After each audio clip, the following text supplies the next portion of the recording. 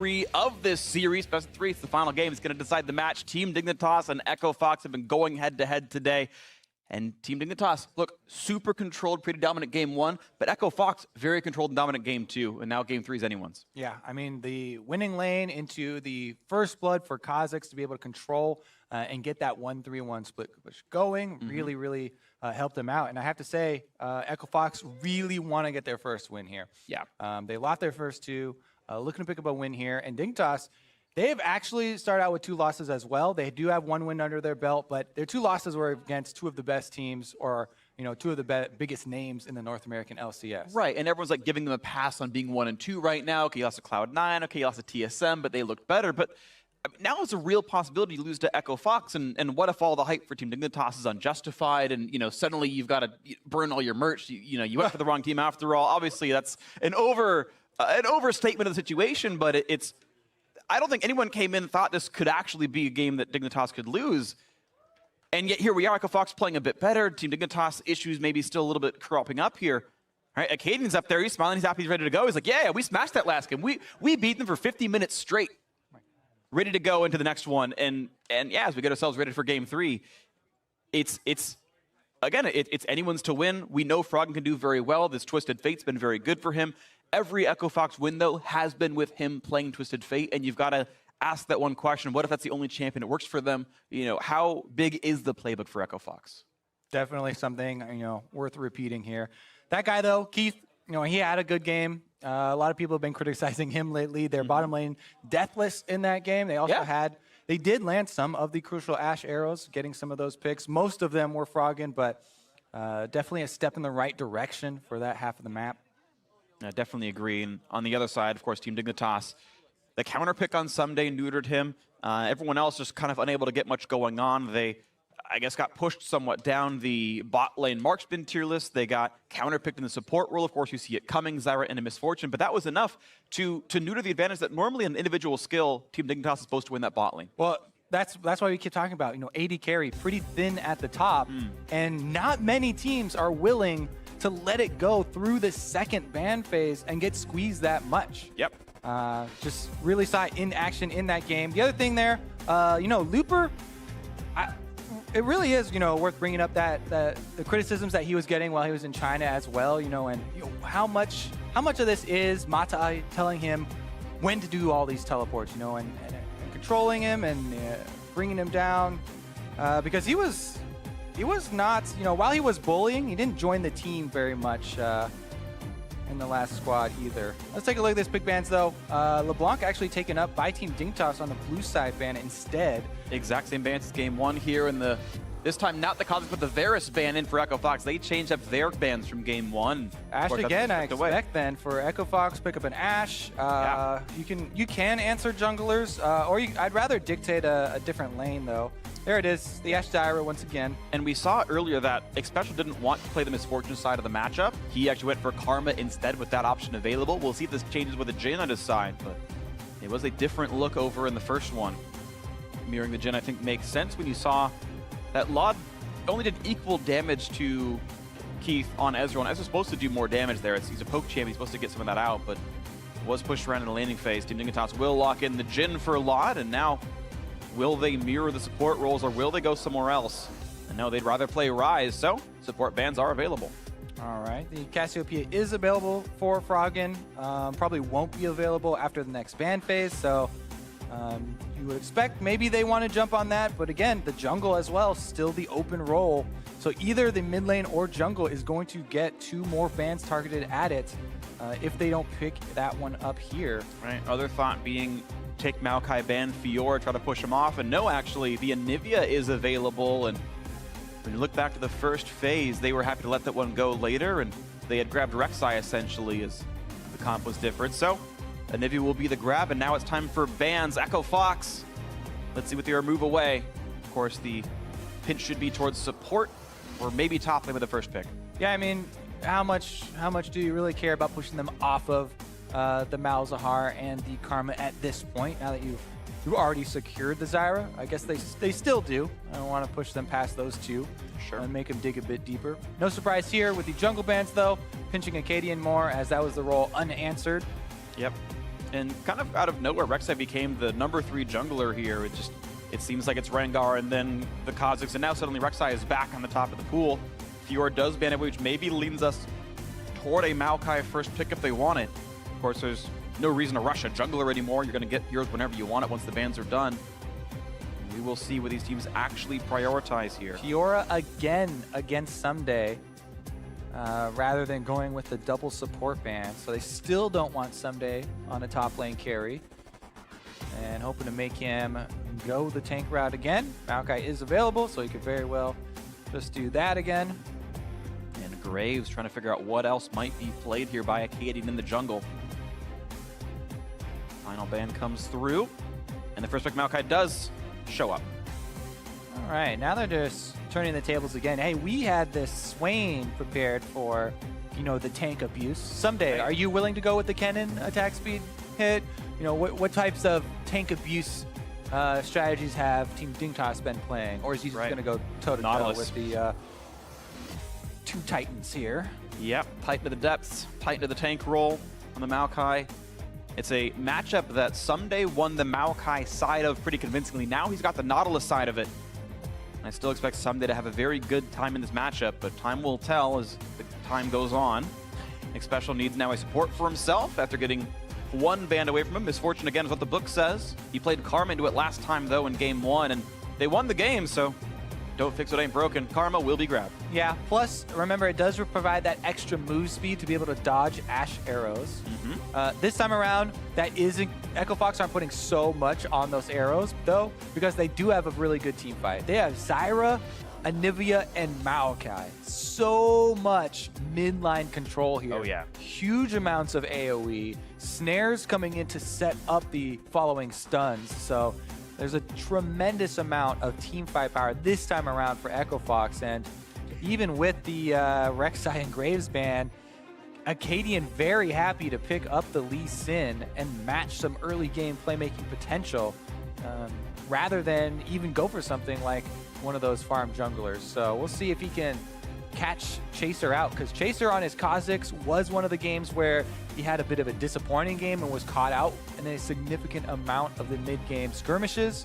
And this time around, it's going to be much more difficult for him to navigate team fights, as all those AoEs are the worst nightmare for Kazakhs. Absolutely agree. If you can find those isolated champions though, there's plenty of squishies to kill off. Lee Sin, not a true tank, and no shielding on the squad outside of Lee Sin W as well. So if Chaser can pop off, he can really get a lot done. And he's got support from Lot on this long range marksman in the bot role. We know Someday is an excellent teleport flanker, and Nautilus is good at getting onto that back line, and we'll see if they can pilot it properly as the coaches shake hands and exit the stage for the last time this match. All right, let's get into it. This is the deciding match here for the series. 1-1 right now for Team Dignitas and Echo Fox. Froggen on the signature Anivia, about to head into the Rift. Let's see if they can make it happen properly. Again, another good lane matchup you expect here for the Echo Fox duo lane, and it's going to be a fun one to watch, where Echo Fox need a victory finally. They've only won one game before this match started. It was a single game win over Immortals. Now, 1-1 Team Dignitas, hoping to finally close out the third game. Team Dignitas here have only picked up one win themselves, hoping to make it a 2-2 end to the second week of matches as we get ourselves into the Rift for Game 3, the decider between Team Dignitas and Echo Fox. Early pings coming down here from Echo Fox. There was that attempted grouping for an invade last game. This time, Dignitas are just grouping or spreading out into the defensive fan. And once again, Echo Fox, little bit of a hint of an invade here as they put a few members on this top side. Spot one, say no one's in the brush. Could move up and try and get a semi-deep ward. Sure. We're seeing lots of defensive trinkets once again. One more. Can't get the attack quite in time. But that is 2 defensive trinket wards used by Team Dignitas early, 1 near the top side, and then 1 in their bot lane tri-brush. See how many use Echo Fox. 1, of course, to spot out the blue buff start, and 1 defensively in this bot lane as well. So similar usage of trinkets. Meanwhile, down bottom, they're actually zoning Gate off of the lane, so he doesn't get those really mid-lane seed spawns at the moment. Only defensive ones at turrets. Really like to move a bit over on the other side. Maybe they sweep in from the side here because they know that Karma just pushed them out of that brush and X-Special is in there on that ward. So they might try and at least get a 2-for-1 trade where they both get off auto plus skill and they're just targeting Laud. X-Special's not in range. Zone them off the minion wave a little bit. Get the good volley there. Yeah, Tactic Special, 73 free damage. Why the heck not? As they push the minions down, it's the AoE battles. Support's trying to help their marksmen, their lane mates push in. And it's going to be till the next wave, but X-Special now feeling pretty aggressive and getting those attacks on the Keith. Got winning in the trade right now. Yeah, taking a lot of damage back. Thunderlord's triggered by Gate. +8 gold for the final hit right here, and it'll be 5 minions killed apiece.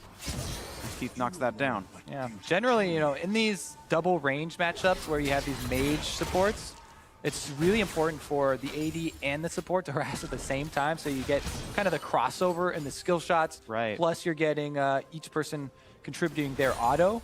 But the focus from Echo Fox's side means that X-Special is burning through potions very quickly. You know, that is giving them over lane control, though, as Laud's been pushing the minions. So there's a little bit of trade-off there. Well, Gate missed out on XP on that one melee minion, so he's actually unable to support on this one. Keith last hit with volley from way, way back into range. Keith finally level 2 from his lane mate as Gate puts in the plants. Doesn't get much done here. And Crit shot ready, too. yeah.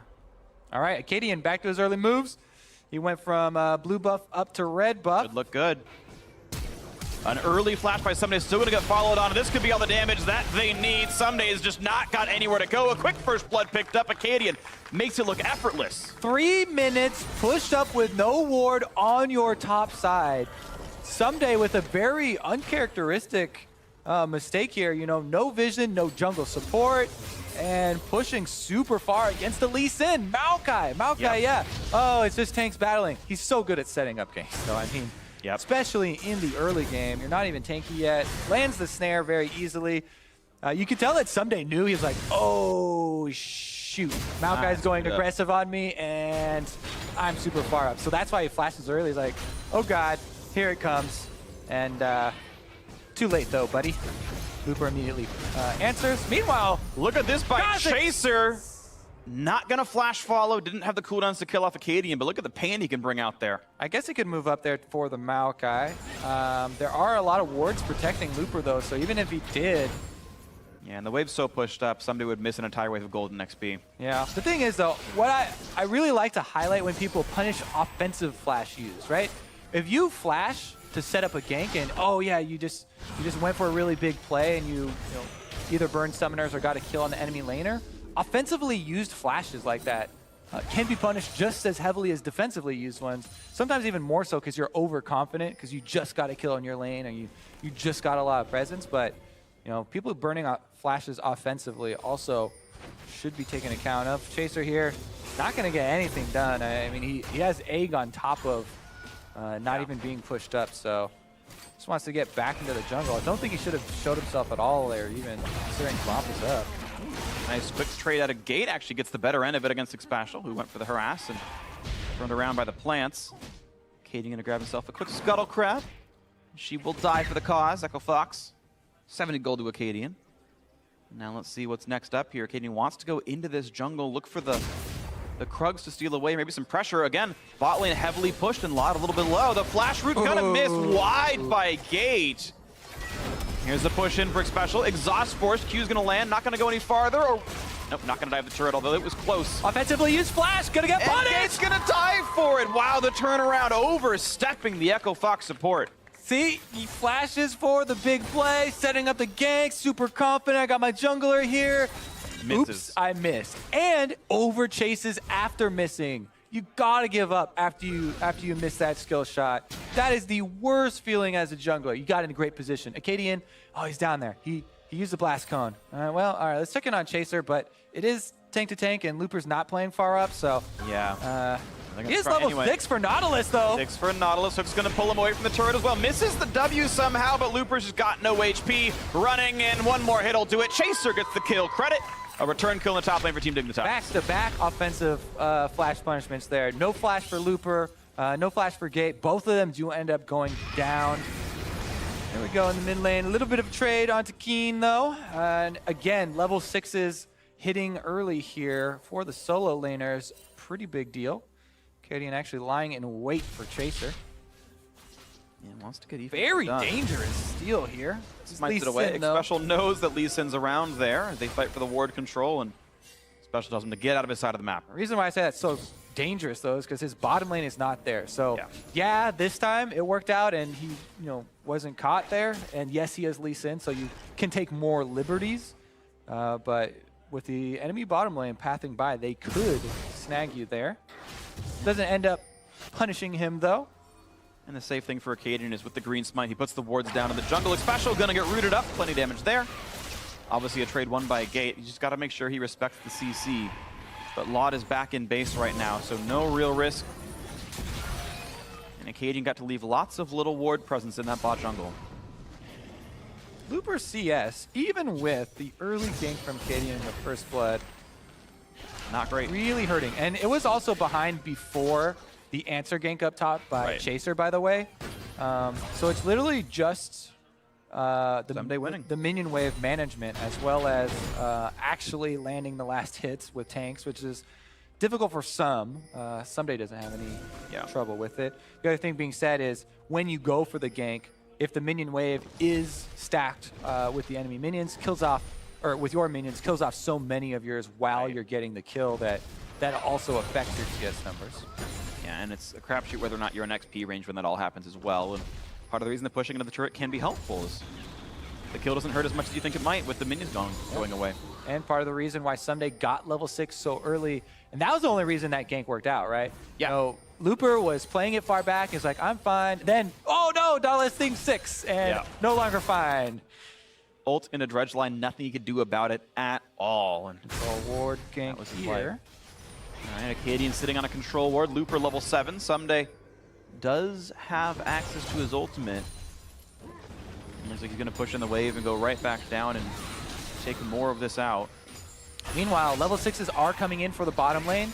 Keith with the Ash Arrow ready. Karma's speed could help dodge for the Dignitas bottom lane, but looks like Froggen wants to take advantage of that Ash Arrow. He's immediately pinged out, though, and Anivia is not the most mobile. Oh, man, they know he's in here somewhere. Ooh, they just spotted him. Sun's not going to land. Does he have a blast cone? He's got a nice wall and no blast cone, but not going to be surrounded. Froggen gets to walk out of the enemy jungle, which seems... It's pretty scary to run into a brush with the Anivia. I don't think they had any intel on Acadian, so while you've seen Anivia, you haven't seen Lee Sin recently, and even though Froggen already used his stun, Lee Sin is level 6, and that combo is a huge amount of burst. Yeah. You haven't seen Lee Sin. It. Yeah, and they have to respect it. All right, so... You're going to make a blind joke there? No. I feel the pressure. I don't know what you're talking about. Oh, they haven't seen Lee Sin. He hasn't seen them either. See, I got you to make the joke for me. How's it feel to make lame jokes, Kobe? The next level freak where he baits you into saying his dumb pun for him. Caster synergy on point. Congratulations. We finished each other's sandwiches. All right, let's take a look at the Drake control on the bottom side, because that Ash Arrow still hasn't been used, so they're itching to pull the trigger. And Nor has Curtain Call, so both the utility marksmen in the bot lane saving onto their playmaking tools. On top of a ward, good seed usage. And that's proper play, by the way. Any support Zyra's out there, your W range is much higher than your ward range, and it does give vision. So if you're afraid of a brush, W from that 1,000 range away, and you can know if you're safe to go in there. Smart by Gate. Yep, so much control too. By the way, this comes from having the pink wards in the river up around mid lane for so long here from Echo Fox. And they're finally able to pounce on this Ocean Drake, which is going to help out the laning for all lanes counting here for Echo Fox, which, top lane CS is pretty big, but Acadian is level 6! Kick into the stun's gonna land, look at the combo! Perfect execution, quick kill pickup, and someday, why even teleport? Yeah, I mean, the burst damage, there it is. Talked about it for Lee Sin, able to take out that Rise. Patience. Not only do they get the Drake after this pink ward has been sitting in that lane for so long, but you go over to check that bush. They hear the dragon being taken. Dragon being taken is a global alert. And walks right into a Lee Sin. Yeah. If he's not there, I got a ward to see he's not there. If he is there, I die. And Not a great value proposition, but a good kill all the same. The mechanical execution was very clean. Yeah, that's one of those things. There's no really good outcome of going down there to check that by yourself. And you know, someday could have canceled that after he saw that Rise was totally toast, but it does mean there's a teleport advantage for Echo Fox. Looper goes bottom, or he actually cancels it as well, just seeing that they zoned him off with Froggen's roam. So yeah, much better usage here for Echo Fox, and again, early lead for Echo Fox. This is, you know, the makings of good things then for Echo Fox here. Froggen gets a TF ban, but just brings teleport anyway, and gets to make some of the same plays. Plus, they are not on a similar timer to last game with this team comp. This team comp fights very well. Gate, though. Yeah, that was required. Flash gets away from it. Now the curtain call. Gideon blocks the shots. Careful, he's not moving. Picking the same angle. Yeah. All right, they got away with it. It's okay. Keith did not burn arrow to stop that. It was just a cooldown that La decided to just run away with now. 1,500 the lead for Echo Fox. They've got the first turret goal. That's most of that advantage, to be honest. Froggen now has a nice spicy blue buff, stacking up the Rod of Ages in the tier, similar as Kian, of course. Blue buff and Ocean Drake for Anivia. Infinite feels good, man. An easy wave clear. You know, the first 6 levels are hard for Anivia, unless you're Froggen, he's great at that. But after you've got the ulti and a blue buff, it's just super free getting all the minions. Yeah. CG against Anivia, of course, incredibly hard. And the Team Dignitas lineup, pretty short-ranged as well. The ranged champions don't have move blocks. They can be picked off by walls, so... Yeah, for Team Dignitas, I think they need to play off of Rise's good 1v1, you know, side lane maybe. Try and transition into, we need to move our AD and support towards mid lane and get the pressure on the sides. Even though Keen didn't use teleport, with the Ghost, still quite a lot of mobility. And the Jhin around mid lane does have a pretty high impact. Even though it's so early and there's not much gold there, there's a lot of damage in the ultimate, even just with the makings of a Ghost Blade. So, you know, switch up the 3-man mid to try and defend. While Anivia's great at defending turrets, not especially great at taking them. Snowflakes. True. Not the most damage. The snowballs only hurt a little bit. Yeah. You can, you know, sometimes catch people out unawares if they haven't played against Anivia in a while they're trying to defend a turret. You wall them and get a good ultimate, maybe stun combo. But against people who are, you know, have played against Froggen a decent amount, have played against her, they'll wave clear at range and try not to put themselves in that position. Yep. Looks like we might have a collapse, though. Pretty blind map for Dignitas, but they are moving everyone towards mid. Yeah, they know it. Yeah, he tried to bait out Gate's grasping roots and then said, okay, he's not going for the early shot. Let's go for it here. Quick knock through. Someday has found Keith. Here comes Acadian for the defense right there, trying to keep them all alive. Froggen just getting locked up right there, but Acadian does get the first kill on Someday. Stun's going to land on Akeen, and in goes Chaser, but he doesn't have the damage. Law does, though, as Froggen pops, and it's a 1-for-1. Top laner for mid laner down, and now Looper, the target of attention of the affection. Grasping roots, the kick coming back in for Acadian, looks for Chaser, and he gets several of them, even more coming through, and Echo Fox starts slaughtering the Team Dignitas lineup. That's a 4-for-2 with map control to boot, and the turret going to go down. What a turn there. They're going to get that turret as well, just like he said, opening up the map of Acadia, going for a kill. The Madman, he does it. Put him on the subreddit. That was a Mad Lad move right there. Gives away a free kill. He does what? Goes in on special.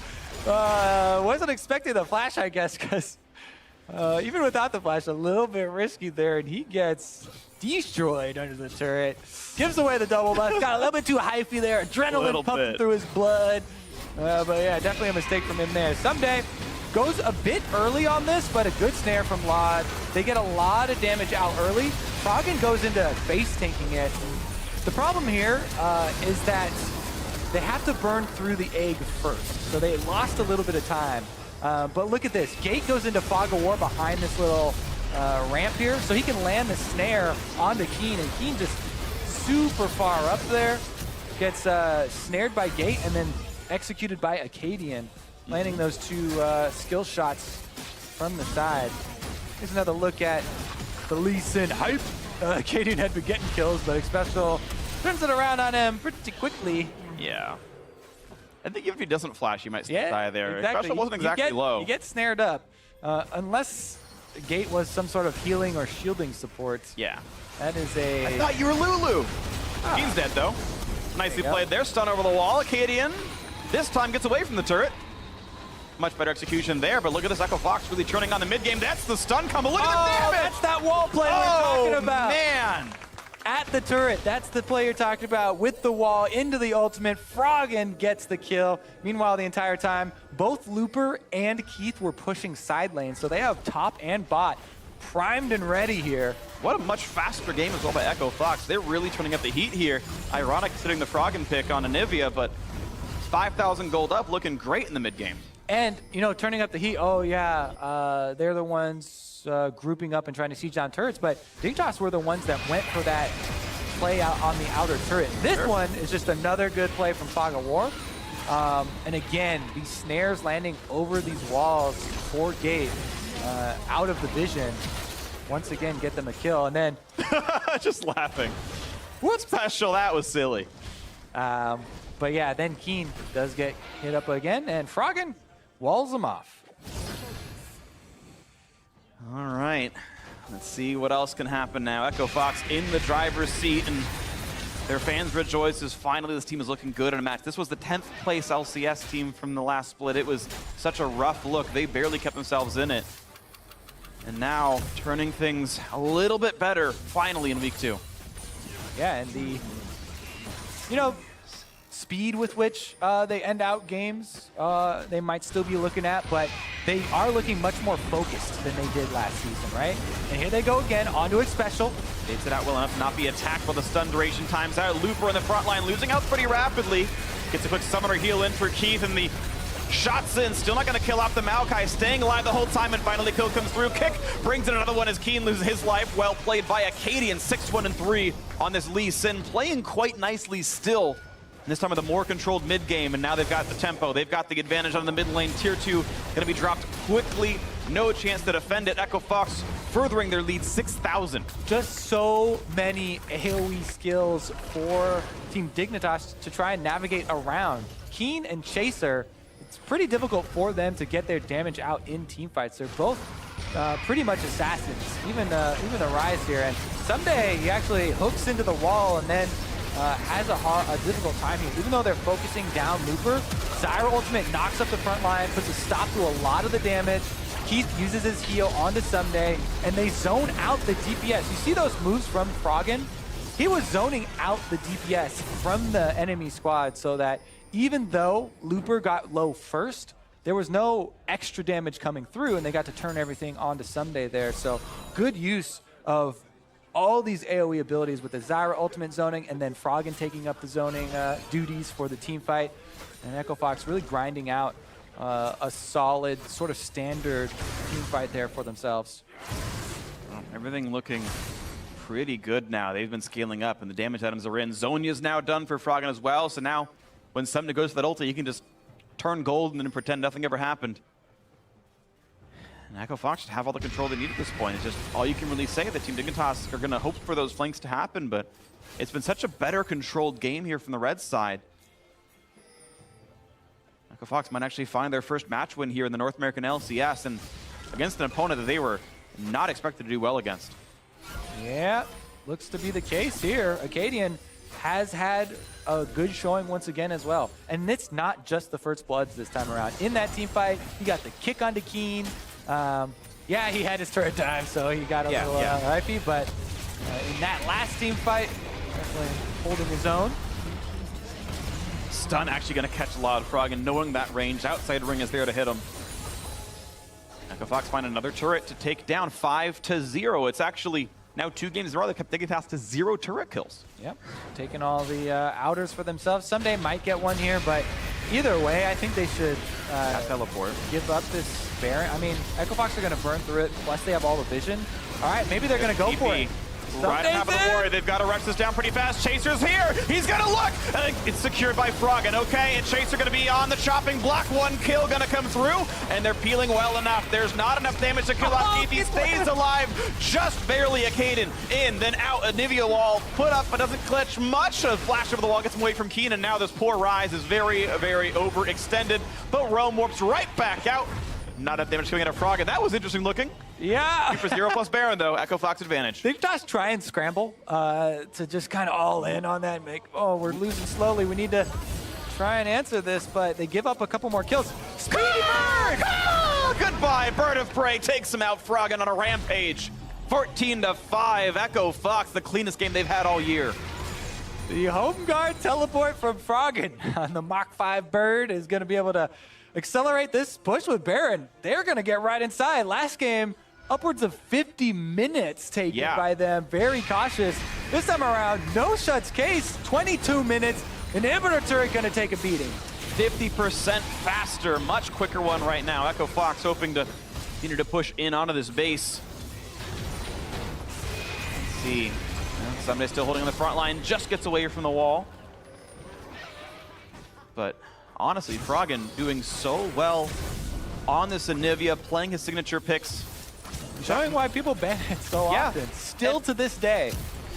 And North America is the only region actually playing Twisted Fate right now, according to the stats I've seen. So, I mean, pocket picks really for days from this mid laner, essentially. Most pro TF games are actually Froggen himself so far this year. Of course, Anivia the same. And these pieces are working. 11,000 gold up. Now Echo Fox looking for bot lane tier 2. The wave's coming in. Still plenty of time left on this Baron buff. They've got to be careful. They're stuck in a very small compartment. Knockup's going to land on a Keith as well as Froggen. And someday just can't quite tank long enough. The team is going to back out. Yeah, even though they're sandwiched into this tiny barrel and getting pelted with poke, Looper on the front line is so tanky. They have so much AoE. It's just really too difficult to actually engage on them considering the extra gold lead that they have. Well over 10,000 now, almost 12.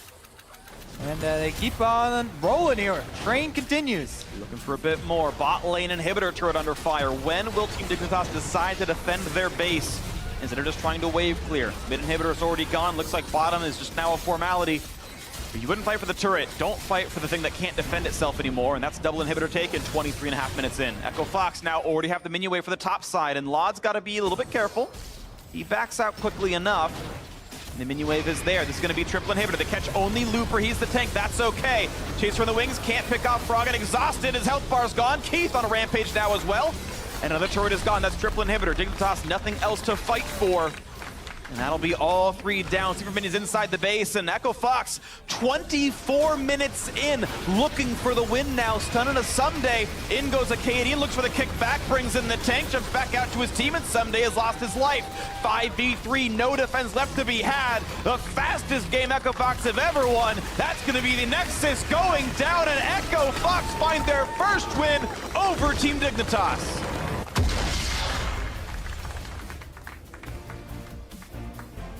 I'm surprised it's done so quickly. That was a commanding victory. Yeah. I mean, smiles and happiness abroad, hugs and handshakes and everything you could want. Echo Fox. This is what fans wanted to see out of the team, though. The last couple games.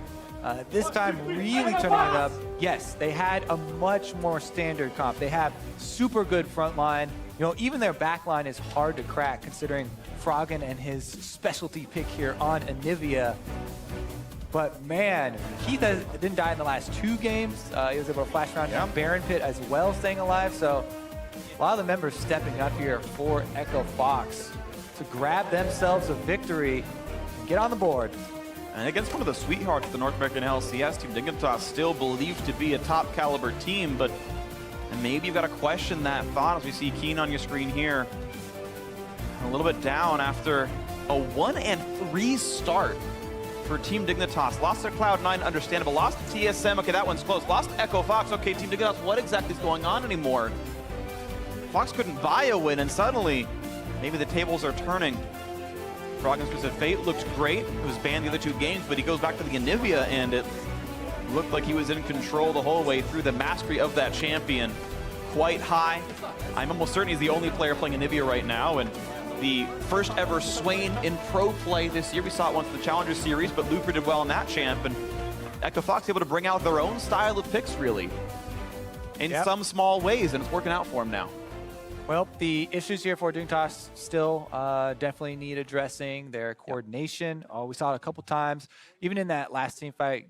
Game's mostly over, but the way that Chaser's working with the squad, mostly on the Kazakhs and the Rengar. Like, funnily enough, like the most overpowered jungle picks, Right. have been the ones where he's either getting picked off or a little bit headstrong in the things that he's going for. Someday, actually, we just keep praising him. He legitimate big mistake early in the game, not respecting the Lee Sin. Sure.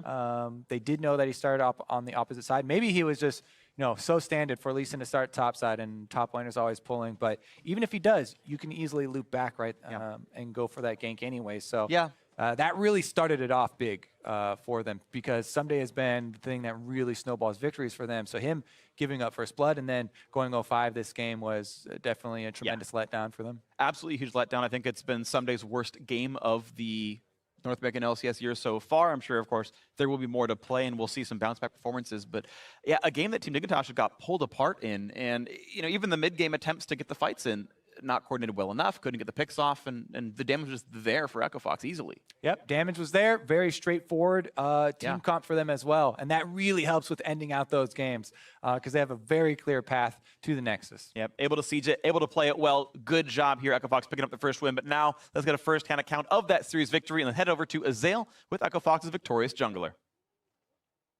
Great cast on the day, guys. I'm here with the victorious Acadian. Your first LCS victory under your belt here with Echo Fox. And, I want to ask you, how does it feel and how has your LCS experience been so far? It's honestly been really exciting just playing constantly. Hearing the fans scream when stuff happens and stuff is really, really fun. So I've been having a great time so far. You talked about wanting to be aggressive coming into the season, wanting to keep that play style, and you weren't a guy who was getting as much attention, as much hype at the start of the season, but now you really are. You've been involved in so many first bloods, you're getting a lot of credit for it, and how does that feel to kind of finally get some recognition for your hard work and for everything you put into this game? It feels really good to see some success coming in. Obviously, we didn't win last week, but I made I was proud of myself, I suppose. I made a lot of aggressive plays. And I was happy because I was just concerned about coming into the LCS and just being scared to do stuff. So I was happy I did. And so you talked a little bit about people are Acadian's Elo hell and everything, and you said no guys, it's not true. I've been making mistakes, especially in the late game and everything. And how has it been trying to improve on that? And like, where do you see your team going from here? Do you guys think it is an upward trajectory? You're getting better, doing better. Like, what's your next step as a player and as a team? So I think really all it was, I didn't really shot call that much in scrims and practices for the past 2 months. And when we played in the games, I got super, super hyped because I got a ton of early kills. I was pretty much dominating almost every game. And I just started talking a lot and calling stuff that was not supposed, like, it wasn't safe. So we just throw the game. So this game, or today, this set, my focus was be quiet, listen to the shot callers, and just try to win the game slowly. So I think that's why we were able to win today. So how does your shot calling system actually work? Who is making most of the calls? If it's not you anymore, are you trying to kind of ease your way into that system, or are you happy to let others lead and you kind of follow? So early game shot calling, I generally just control how my teammates play. I tell them, where to go. I mean, obviously they do the laning themselves, but I tell them where the jungler is. I'm constantly tracking him. And when we move into mid and late game, it's normally just any carry that's strong will call and tell people how to play the game. So it depends game to game. Some people will call some games more, some people will call some games less. All right, well, awesome. Well, thank you very much. It makes a lot of sense. So thank you for the interview, and congratulations on the victory. We're gonna hand it over to the analyst desk, guys. Thank you very much, Azael. A good head on his shoulders there, Acadian. Still humble in their first victory of the season here. But he, as an individual, even with the defeats that they've suffered, has really looked good so far on the outside of the split. Right, I was looking forward for more trash talk in that interview. Right. He's so humble right now. What happened to the guy from the pre-interviews week 1? Anyways, I agree. I think it's interesting to hear that he was getting so hypey from playing on stage for his first time and doing really well that he was trying to take over the game too much, which is something you don't often hear, where if a player's doing well, you say, okay, you take over the game, you know what you need to win now that you're the driver's seat. Here it's like, all right, I'm still in the driver's seat, but calm me down. Like, tell me what I should do. I'm still young. Obviously, Froggen, a veteran player. Sounds like he had a lot larger voice in this series, and I think it looked a lot better. They actually were able to close games out relatively well. No huge missteps in game 2, though. It did take a little while, and then this game was explosive. Right, last game and this one, I mean, both of them getting Froggen ahead on the back of Acadian. He's really still doing a lot early. I mean, he already mentioned it. He's tracking the enemy jungler and telling his lanes how he needs them to play so he can be effective. But then from that point onward, it really did seem through their gameplay that Froggen was very much leading, since he was the one ahead and was the carry they were gonna ride to victory. I mean, both games you see the synergy between the two, where Acadian's able to come early to mid lane, get him a kill, get him an advantage, and then once he has that, I mean, Froggen's able to make a lot of plays. We see he's just a terror with the Anivia walls, constantly blocking people off and killing him all the time. And I gotta say that some of these plays are so crazy that they work. This is not like the most innovative jungle pass. Sure, he took the plant over the wall, but you know, that's something that could be warded at that time. But he constantly finds these openings, which is a huge surprise. And he seems to always have a knack for exactly what's going on. And this was a great team fight by him, constantly just picking up kills all over the place. Yeah, he's going to pick up one more here at the end. Does overdive a little bit here on Expressful. Cut. Yeah, exactly. Cut the replay before we see that. But I think you're allowed that one misstep when you've already picked up 5 kills about 15 minutes into a game. So he was going off on this Lee Sin, but it's not specific to the Lee. We've seen it on the Rek'Sai. We've seen it on the Kazakhs. Yeah, that's 2 points I want to hit on real quick. Is one, he doesn't often receive much priority in the draft. We're not seeing like him doing this on Rangers and Kazakhs every game. He did on Graves, he did on Rek'Sai, and now he's doing it on Lee Sin. Yeah. And the other thing was, I actually worked with him a little bit in the challenger scene, and it wasn't a ton of time, but he wasn't a player to me that stood out in the sense that like, I know this guy's gonna be a monster when he gets to the LCS. The way it had happened before with Dardoch and a couple other players I worked with, and he was always a smart, vocal guy, great attitude, but he was not the kind of guy that I thought a year from now would be terrorizing the LCS, and here he is. So that's just a huge testament to the work ethic that he had and the resolve. Not just in the LCS, picking up another player of the game for this one and leading the team to their first victory on the split. Now, if we talk about Echo Fox in kind of the larger sense, they at least have a winning strategy now. Right. Which is entirely centered around the duo of Froggen and Acadian. We've already talked about they're going to need to find more strategies for victory, but they've built themselves a baseline at least here in week 2, which is a much needed thing for an Echo Fox squad. Right, I mean, you're not looking to suddenly have all your issues solved in week 2. The fact that you got your first win, huge. You have things that work. You can bank on seemingly Acadian doing well, at least in the early game, and Froggen, when he gets some kills, is showing that he still has that carry potential. Right. The concern is moving forward, you know, people are going to really start targeting Acadian, scouting him and seeing exactly what he's doing. Keeping it up when he starts becoming the main focus of Echo Fox's enemies prep is going to be really impressive if he can keep this up the whole season. We'll have to see if they can do that, but a good start for them here. They are going to be playing against FlyQuest tomorrow, so they'll have their work cut out for them against one of the top teams. For now, though, we're going to toss you all over to the A-Stream NALCS 1 for Game 3 between TSM and Team Liquid. Take a look. Is the last thing that stands. TSM being able to open that up really allowed them into Liquid's jungle, which slowed things down. I know we keep saying that, but these guys are so measured coming into this game 3. I think TSM might be feeling, maybe Haunter, that this was a little harder than he thought it would be, as he kind of stated in the beginning. But I feel like Liquid as well, I feel like they're getting quite a game out of this, thinking they were going to come in very strong. Yeah, and now comes down to seeing those opportunities to make the game easy for yourself. Golden Blue can get a shockwave on